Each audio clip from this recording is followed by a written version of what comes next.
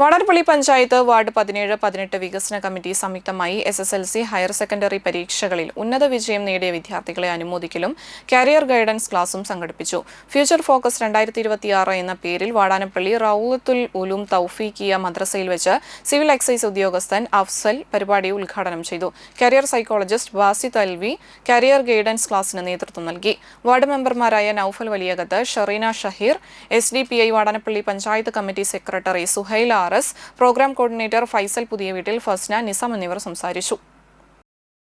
എത്ര സാലറീഡ് ആണെങ്കിലും നമ്മൾക്ക് മാനസികമായിട്ട് ഒരു സന്തോഷവും തരാത്തൊരു ജോലി ചെയ്യാന്ന് പറയുന്നത് അതിനേക്കാൾ മടുപ്പുള്ള ഒരു കാര്യം നമുക്ക് ഇരിക്കുക.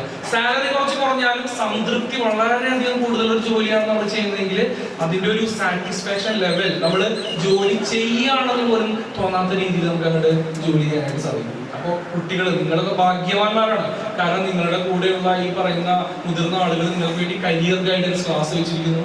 ഇനി ഫുൾ A+, പണ്ടൊക്കെ തരംതിരിവാണ്. എന്താണ്, ഫുൾ A+ ഉള്ള ആൾക്കാർക്ക് മാത്രം അനുമോദനം, ബാക്കിയുള്ളവർക്കൊന്നുമില്ല. ഇപ്പൊ അങ്ങനെയൊന്നുമില്ല. എന്താണ്, പാസ്സായി കഴിഞ്ഞാൽ എല്ലാവർക്കും അനുമോദനമാണ്. ഒരു പരീക്ഷയാണ്, ചിലപ്പോൾ ആ സമയത്ത് നമുക്ക് കൂടുതൽ മാർക്ക് മേടിക്കാൻ പറ്റി കൊള്ളണം എന്നില്ല.